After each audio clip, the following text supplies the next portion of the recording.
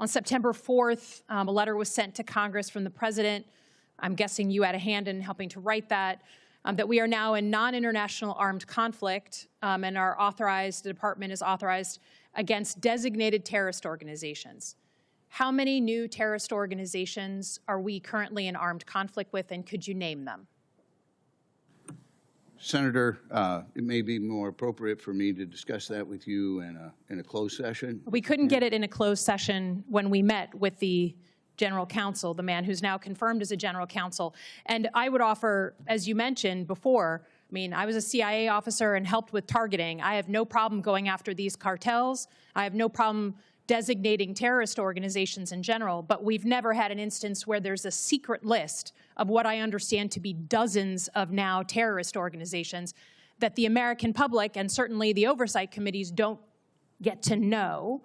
So I would just offer overseeing a secret list of terrorist organizations is concerning in this context, but much more concerning when we look at what's going on inside our country.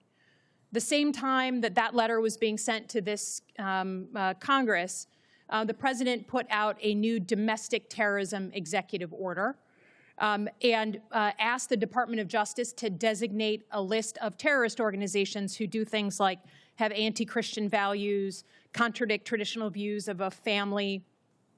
Can you tell me what organizations have been designated as domestic terrorist organizations? Senator, I'm not. Besides Antifa, which is I am not aware of any designations under that. The Department of War, to my knowledge, has not been involved in that that I'm aware of. If there was the list of domestic terrorist organizations that were settled upon, would that authorize the Department of Defense to take military action inside the United States? Not to my knowledge, Senator. The decision to send troops into our cities has been deeply controversial. We had the National Guard, and the president turned down, I think, twice or three times by a federal judge just this past weekend in setting National Guard troops from one state into another state. There is yet another leaked signal conversation from Secretary Hegseth about him considering sending in the 82nd Airborne. That's an active duty military unit, one of our most elite units. Is there any city in America that's currently in active insurrection against the government of the United States? Senator, the president in his determinations and the presidential memorandums that were issued to the Secretary of War has made determinations under 10 U.S.C. 12406. Right, but are they under, just the word insurrection is important, and you know why. If we declare in the 1807 Insurrection Act that there is a community, a city, whatever, that's in active insurrection, it allows the Department of Defense and the Army included to now perform law enforcement functions, arrest, detention, raids inside the United States, like the very thing that our country was founded upon in rejection of when the British were doing those things to us. So right now, by your legal determination, is any city in America in active insurrection? Yes or no? Senator, the president has not declared that any insurrection is. Would you support, the president in the last administration asked then Secretary Esper to send in the 82nd Airborne, the same unit, into Washington, D.C., to try and quell peaceful protests here in the city. And he said, if necessary, can't you just, quote, shoot at their legs?